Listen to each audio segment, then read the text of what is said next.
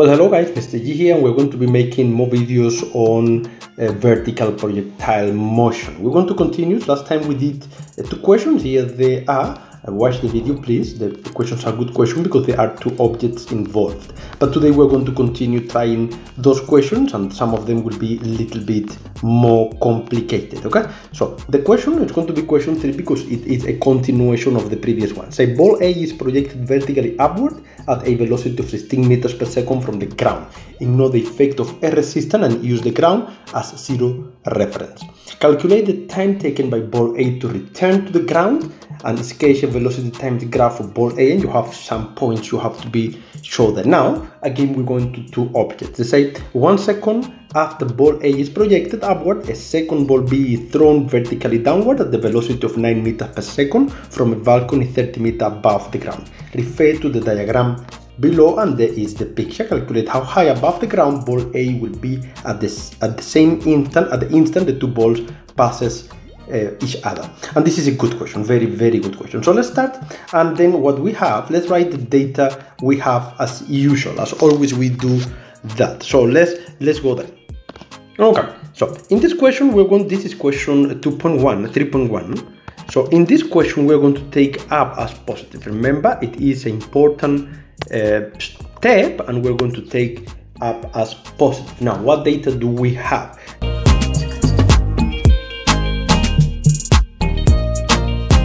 What is important to know? Remember, the object is thrown upward from the ground. This is ground level, thrown up all the way to the maximum height, and then it returned down here. It was thrown up with a velocity equal to 16 meters per second, let's say speed, and it will return to the ground with a speed, or will reach the ground with a speed of, this is 1/6 of 16 meters per second. That is the magnitude, and that is an important data. So please remember that is important. So the final velocity we're going to take here is negative 16 meters per second. So saying that, what is the most easy formula to use? Final velocity is equal to initial velocity plus acceleration multiplied by time, and that one will give you the total time of flight. So let's substitute.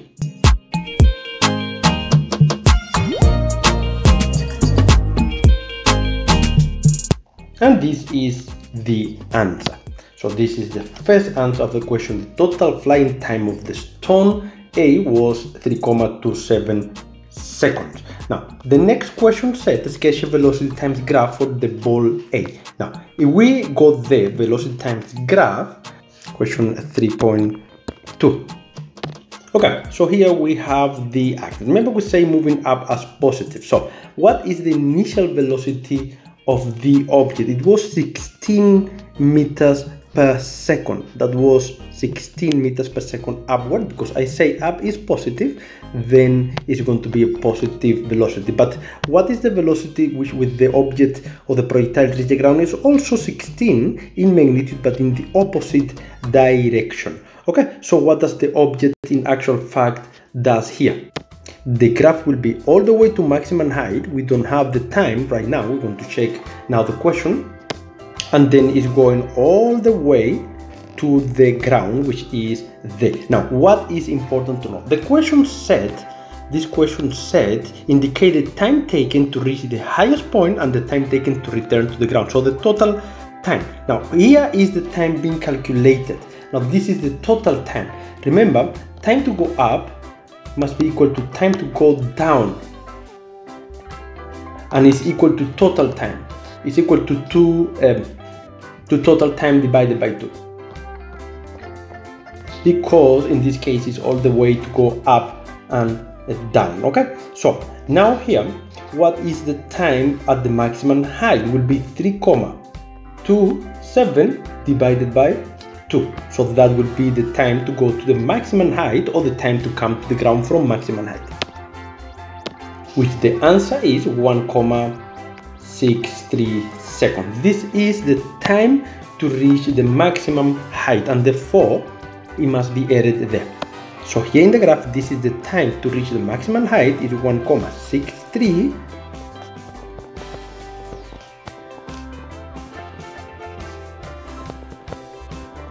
and this is the total time. Okay, remember the picture is not accurate. Okay, but this one will be the 3,27 seconds. This is the total time. Okay, and this is the graph they want us to draw, guys.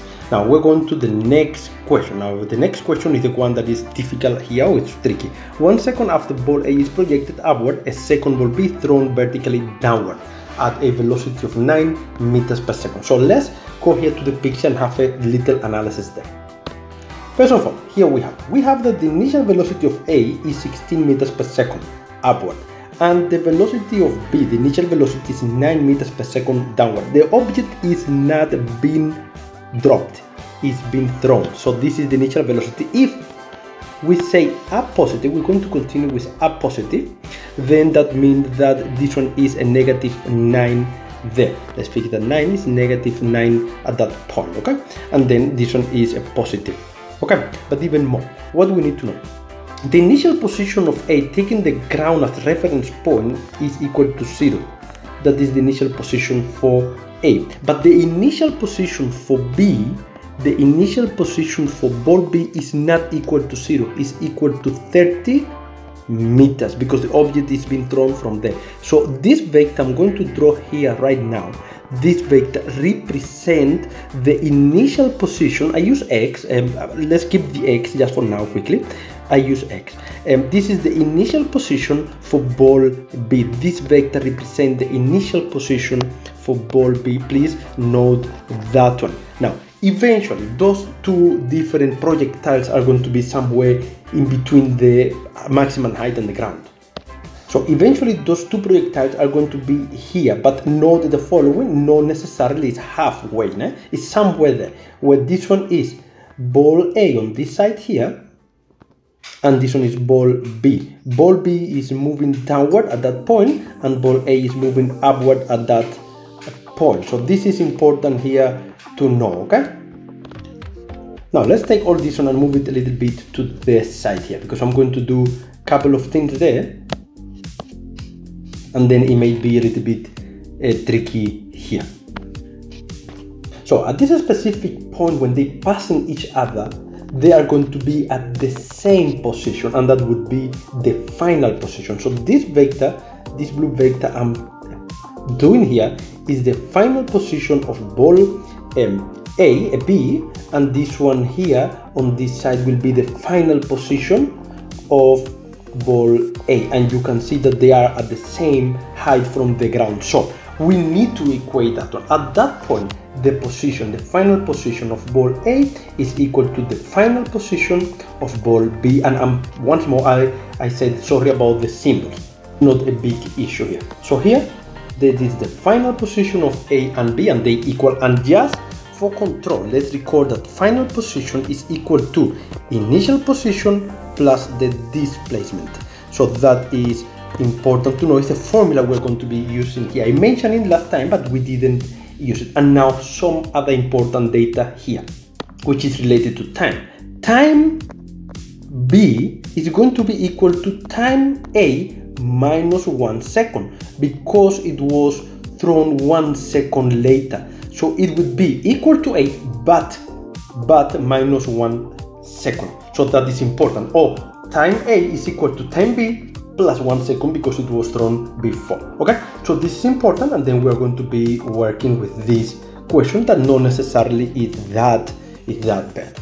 So this is question 2.3.3 here. So let's quickly rewrite all the data at this point, and then now let's use the correct symbol. Okay, so that is, I'm going to write all the data and I'll be back just now.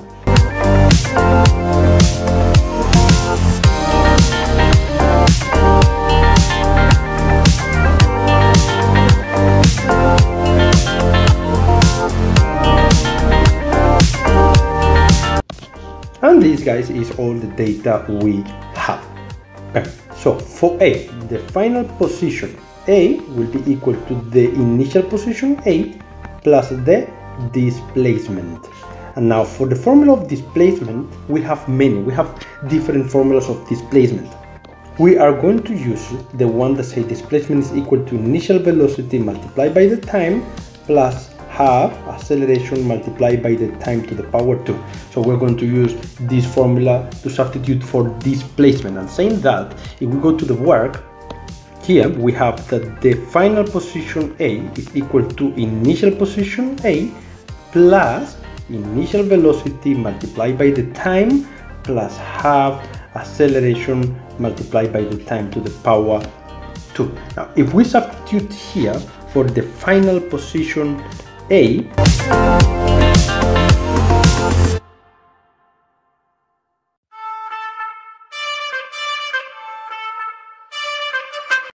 this is the equation we have here.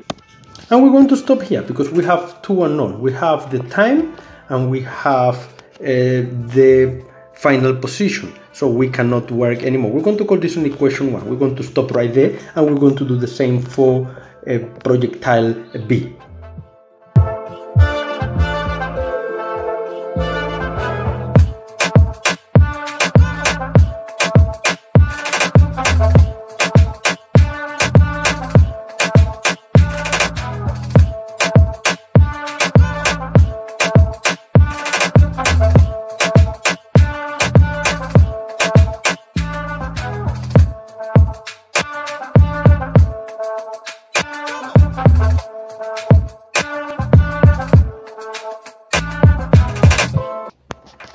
And here, guys, we have equation 2. So we cannot do much more here because we have to know. So we are going to equate both equations right now. So when we equate, we know that this will cancel with this one here. And the rest is simple mathematics. So let's calculate that one real fast.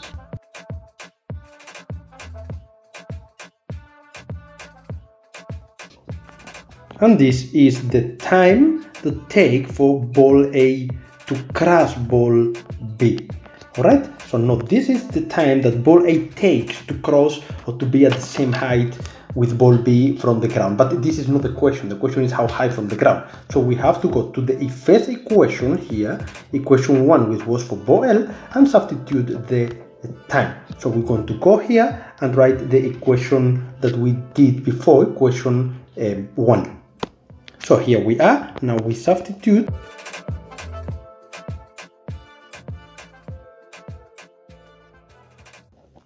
And guys, this is the answer. So the objects are going to be 25 meters from the ground when they crossing each other. So this is the final answer. This question is a little bit more work. It's more difficult, but I think no more. Now you need to know that at that height, when the objects are crossing each other, they are at the same position, at the same final position. And here is the way I solve it. This is my recommendation. It doesn't need to be exactly that. Maybe you will find an easier way, but this is what you must do. Remember, at that point, the final position is the same. So thank you. This is the first question. Let's go to do or to solve question 2. And here is question 4, guys. A man throws ball A downward with a speed of 2 meters per second from the edge of a window, 45 meters above a dam, water. 1 second later, he throws a second ball. Ball B downward, and observe that both balls strike the surface of the water in the dam at the same time, and ignore the effect of friction. Calculate the speed with which ball A hits the surface of the water. Calculate the time it takes for ball B to hit the surface of the water, and initial velocity of ball B. And then you have to draw a graph, and here is some important points that you must draw in the graph, or must be pointed in the graph. The initial velocity for both balls A and B, the time of release for ball A, the time taken by both balls to hit the surface of the ground. Some data is similar to the previous question, so let's start working with this one here. And for the first question, you have to calculate the speed with which ball A hits the surface of the water. Ball A was ball A downward, was thrown downward at the speed of 2 meters per second from the edge of the window. So let's quickly write the solution here. And let's start answering this question. This is question 4.1.1. Okay, so let's write data. And now note the following. We're going to repeat that part. The man throw the balls downward. Okay, so we are going to say then down is positive, not because it's throwing down, it's because it's going to be easier, because the whole motion is going to be down. Okay, so now he throw it down, and so what we have here,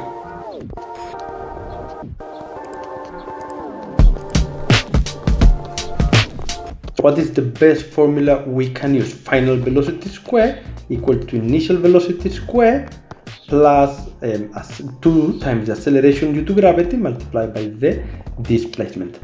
We don't have time, so this is the best formula, but let's substitute now.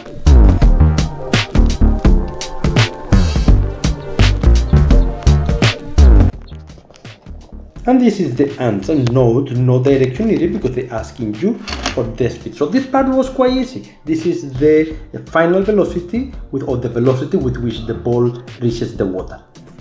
Question 4.1.2. Now, question 4.1.2 said calculate the time it takes for ball B to hit the surface of the water. And in actual fact, all we have to do is to calculate the time for A, because the times are the same. They say that they hit the ground, the surface at the same time. So it does not really matter, but something important.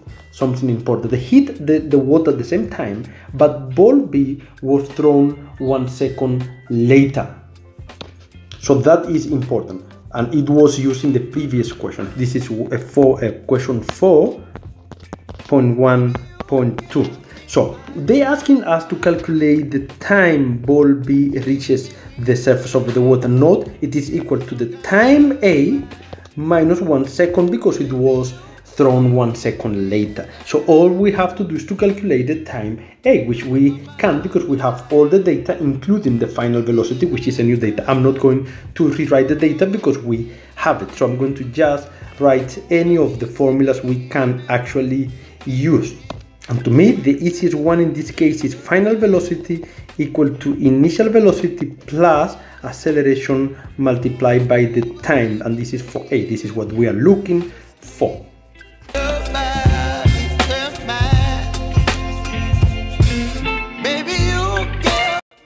Time A is equal to 2,83 seconds. So time B here is going to be equal to 2,83 seconds minus 1. And the time for ball B to reach the ground will be, or the water in this case, is equal to 1,83 seconds. This is the calculation of the time. I hope you understand that part. It's a little bit tricky if you don't remember that it was thrown 1 second later, but remember, we recorded, we did already. This is like the third video we mentioned these examples of time 1 second later, 1 second before. And then the final question is initial velocity of ball B. So now we're using ball B, and this is question 4.1.3. Now let's rewrite the data here and say down as positive also for the whole motion, because everything is being thrown down. So what do we have?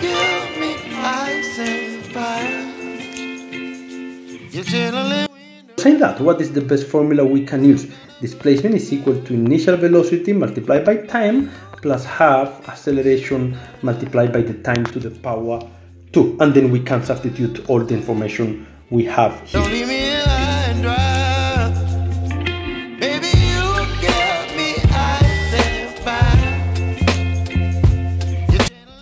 And this is the final question here. Now they're asking you for velocity, so in actual fact we have to give a direction. So the initial velocity of ball B, initial velocity of B is equal to 15,62 meters per second downwards. So I'm going to just write down, but you can write downward if you please. It's not an issue. So this question was done. Now the final part of this question 4 is the graph. Graphs are always important. It is going to be in the exam all the time. You will have a question. So on the same set of axes, sketch a velocity versus times graph for the motion of A and B. Clearly indicate the following on your graph. So we are going to do first the axis, and from there we'll take it on the same set of axes. Must be both balls. Well, here is the axis, guys, and we're going to take it down as positive. Okay, so note the following. The first ball ball A was thrown with a velocity of 2 meters per second, okay? And this ball, this projectile, moved all the way straight to the ground. This must be a straight line. Please note that one, straight line all the way to reach the water. So what is the total time? We do have the total time, guys. The total time was calculated, and it was going to be for both balls. It's going to be 2,83. So from the moment the first ball was thrown, it's going to take 2,83 seconds to reach the surface of the water. Now, the second ball was not thrown at the same time. It was thrown 1 second later. So when it's 1 second somewhere here, this is 1 second later, ball A was thrown with a higher velocity. So the initial velocity of ball B was 15, this is not very accurate, 15,62. That was the initial velocity of the ball that we just calculated. It is just here on top. So that was the initial velocity of ball A, but it was thrown 1 second later. So note the following: it will stop at the same time here, but it must also be a parallel line to that one. So it's a line all the way from there to this point here, and it must be a parallel line. So this here is for ball B, this one here is ball B, and at the bottom is ball A. This one here is ball A. And guys, this is the graph. This is the first, the graph of question 4. So let's go to the next question. This is the second question. Today we are going indeed to do 3 questions, okay? And then next time we'll go probably to start with chemistry or go back to momentum and do a challenge question there. So now here question 5 said the ball is dropped from the top of a building 20 meters high. Ignore the effect of a resistance, and there is the picture. Define the term free fall. We did this one many times, but we're going to rewrite the definition of free fall. Question 5.2, calculate the speed of which the ball hits the ground, the time take for the ball to reach the ground, and sketch the velocity times graph for the motion of the ball. No values required. This is a very easy question, so it would be a little bit faster. So let's start answering the question.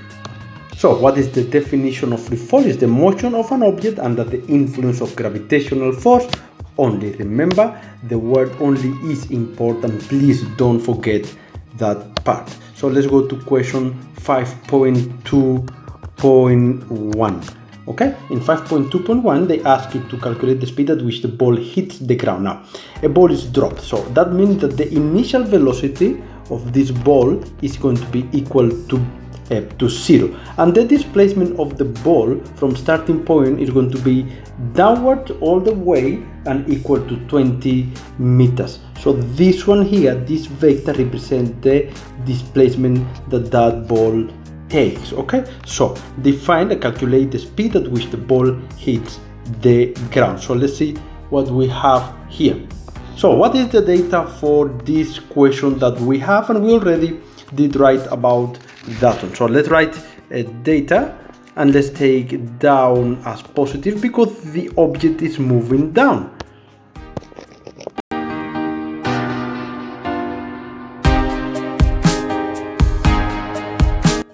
What formula would be the most suitable one here?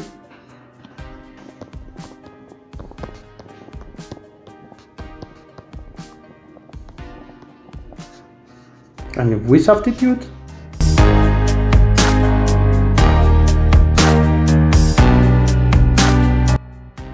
and the answer then is 19,80 meters per second. So this is the answer.